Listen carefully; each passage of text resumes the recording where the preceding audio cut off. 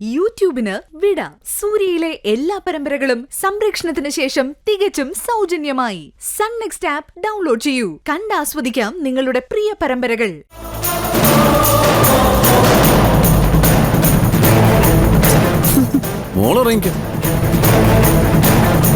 ഇത് അജയേട്ടൻ ഡീൽ ചെയ്തോളാം. മോൾ ഉറങ്ങിക്കോ. ചാച്ചിക്ക് അജയേട്ടാ വേഗം വാ. എന്തു അടി പൂച്ചക്കുട്ടി കിടന്നുറങ്ങാന്നോ? ബാബോ ബാബോ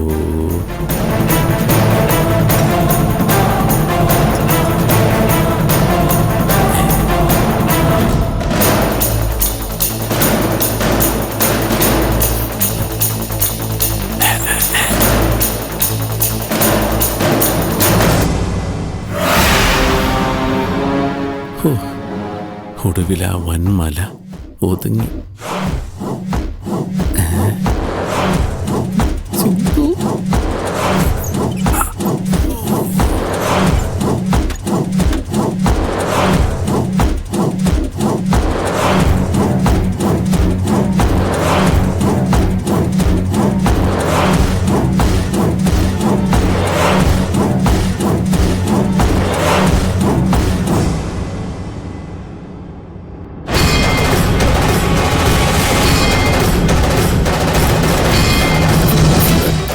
ഈ ഡോറിനാണ് പ്രശ്നമുണ്ടെന്ന് പറഞ്ഞത്.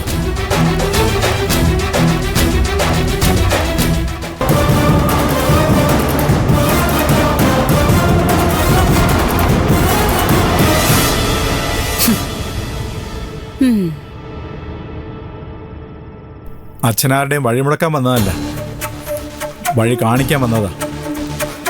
ചീപ്പ് സെന്റിമെന്റ്സിന്റെ പേര് പറഞ്ഞ് നീ നിന്റെ ജീവിതം കളയരുതെന്ന് എനിക്ക് പറയാനുള്ളൂ. എന്റെ ജീവിതം എങ്ങും പോയിട്ടില്ല അച്ഛ. വലിയ ലക്ഷ്യബോധത്തോടെ ഞാൻ മുന്നോട്ട് നീങ്ങുന്നത്. എനിക്കത് മനസ്സിലായി. പക്ഷേ ആ യാത്രയിൽ ആരും ഒന്നും ഒരു തടസ്സമായിരുന്ന ഞാൻ പറഞ്ഞത്. അച്ഛൻ ഉദ്ദേശിക്കുന്നത് ഹരിയാണോ?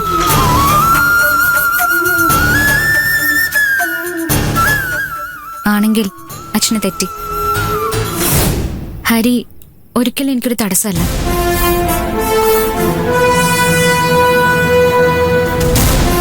കൈ പിടിച്ച് കൂടെ നടത്തുന്ന കൂട്ടുകാരനാ. കൈ പിടിക്കാനും കൂടെ നടക്കാനും അവന് എന്ത് യോഗ്യതയാ മോളെ ഉള്ളത്? ഈ കഴുത്തിൽ കിടക്കുന്ന താലിച്ചരടിന്റെ യോഗ്യത. ജീവിക്കാൻ അത് പോരല്ലോ മോളെ. അച്ഛന്റെ ഏറ്റവും വലിയ സങ്കടം അച്ഛനായിട്ടാണല്ലോ നിന്റെ ജീവിതത്തിൽ ഇങ്ങനൊരു അപകടം വരുത്തി വെച്ചതെന്നാണ്.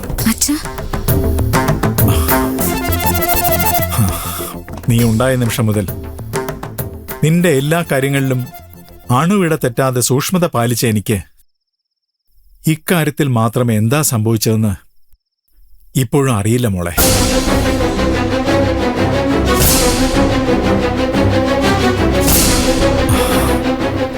നീ തയ്യാറാണെങ്കിൽ ചെയ്തു പോയി തെറ്റിദ്ധരുത്താൻ അച്ഛനൊരുക്കാം. അച്ഛൻ തെറ്റ് ചെയ്തിട്ടുണ്ടെങ്കിൽ തിരുത്തിയാ പോരെ? എന്റെ അച്ഛൻ ശരി മാത്രമേ ചെയ്തിട്ടുള്ളൂ. വലിയ വലിയ ശരികൾ.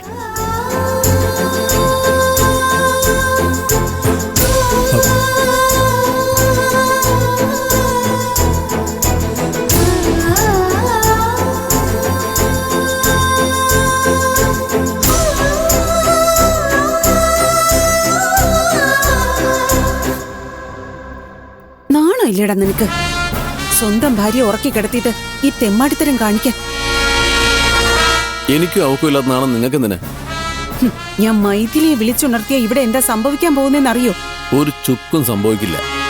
നിങ്ങൾ പറഞ്ഞാൽ അവള് വിശ്വസിക്കാൻ തോന്നുന്നുണ്ടോ? തെളിയിക്കാൻ നിങ്ങൾ ഒരുപാട് കഷ്ടപ്പെട്ടതല്ലേ, എന്നിട്ട് ഇതുവരെ അതിന് പറ്റിയോ? മഹാപാപ നീ കാണിക്കുന്നേ. ഓ ആയിക്കോട്ടെ, അതിന്റെ ഫലം ഞാൻ അങ്ങ് അനുഭവിച്ചോളാം. എന്നാലും നീ ഈ വൃത്തികേടിൽ നിന്ന് പിന്മാറില്ലല്ലേ? ഇത് വൃത്തികേടാന്ന് ഏട്ടത്തിയോടെ പറഞ്ഞത്.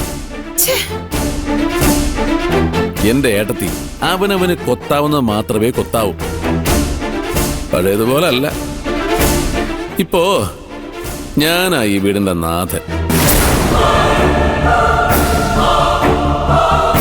ഇവിടെ എന്ത് നടക്കണമെന്ന് ഞാൻ തീരുമാനിക്കും.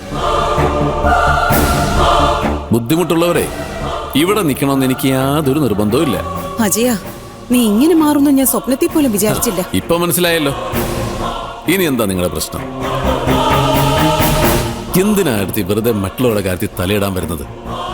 നിങ്ങൾ ഒരാൾ വിചാരിച്ചാൽ ഈ ലോകം നന്നാവോ? ലോകം മുഴുവൻ നന്നായില്ലെങ്കിലും നിന്നെ നന്നാക്കാൻ പറ്റും. പിന്നെ വെറുതെ ഉറക്കം നിന്ന് ഇല്ലാത്ത അസുഖമൊന്നും വരുത്തി വെക്കണ്ട. ഏട്ടത്തി പോയി സമാധാനത്തിൽ കിടന്ന് ഉറങ്ങാൻ നോക്ക്.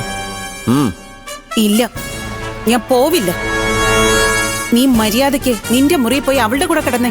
ചേട്ടാ, ഇത് വലിയ ശല്യമായില്ല. ഞാൻ ഇവിടെ ആരുടെ കൂടെ കിടക്കണമെന്ന് ഞാനല്ല തീരുമാനിക്കേണ്ടത്. നിന്റെ തീരുമാനം തെറ്റായതുകൊണ്ടാ ഞാൻ പറയുന്നത്. നീ എന്താ പറഞ്ഞത്? നീ ഈ വീടിന്റെ നാഥനാണെന്നോ? അതേടാ, നീ ഈ വീടിന്റെ നാഥനാ.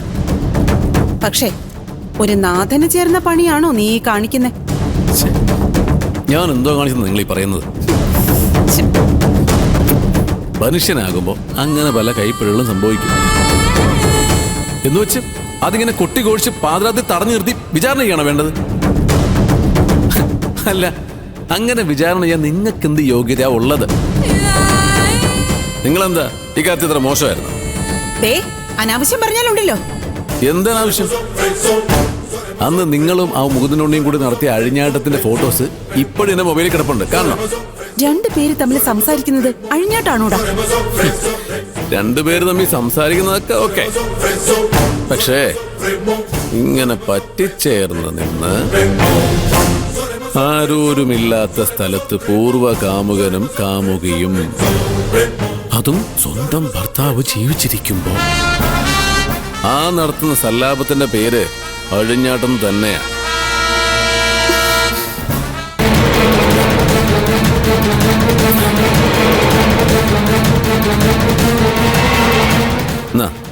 നോക്ക്, കണ്ണ് തുറന്നു വെച്ച് നോക്ക്. എന്നിട്ട് പറ, നിങ്ങൾ എന്ത് അധികാരത്തിലാണ് എന്നെ ചോദ്യം ചെയ്യുന്നതെന്ന്. ആദ്യം പോയി സ്വന്തം കണ്ണിലെ തടി എടുത്തു മാറ്റ്. എന്നിട്ട് മതി പാവപ്പെട്ടവന്റെ കണ്ണിലെ കരടെടുക്കാൻ വരുന്നത്. മനസ്സിലായ? പിന്നെ ഒരു ധാരണയിൽ പോയാ എല്ലാവർക്കും കൊള്ളാം. അതല്ല, സത്യവും ധർമ്മവും നീതിയും മാത്രം നടപ്പിലാക്കണമെന്ന് വാശി പിടിച്ച് ഇവിടെ കുത്തിത്തിരിപ്പുണ്ടാക്കാൻ നിന്ന പൊളിച്ചടുക്കും ഞാൻ. ഏട്ടത്തിയാണെന്നും ഞാൻ നോക്കില്ല. അറിയാവല്ലോ എന്റെ സ്വഭാവം. എന്നെ വെറുതെ തറയാക്കരുത്. അന്ന് ഞാൻ നിങ്ങളോട് പറഞ്ഞിരുന്നു, ഈ ഫോട്ടോസ് എന്റെ കയ്യിലുള്ളിടത്തോളം കാലം നിങ്ങൾ സേഫ് അല്ല. ഓർക്കുന്നുണ്ടോ? അന്ന് ഞാൻ വേറൊരു കാര്യോട് പറഞ്ഞായിരുന്നു, ആവശ്യം വരുമ്പോ ഇത് കാണിച്ച് ഞാനൊരു വരം ചോദിക്കുമെന്ന്. ദയവ് ചെയ്ത് എന്നെ കൊണ്ട് ആ വരം ചോദിപ്പിക്കരുത്. പാപിയാ ഞാൻ, മഹാഭാവിയാക്കരുത്.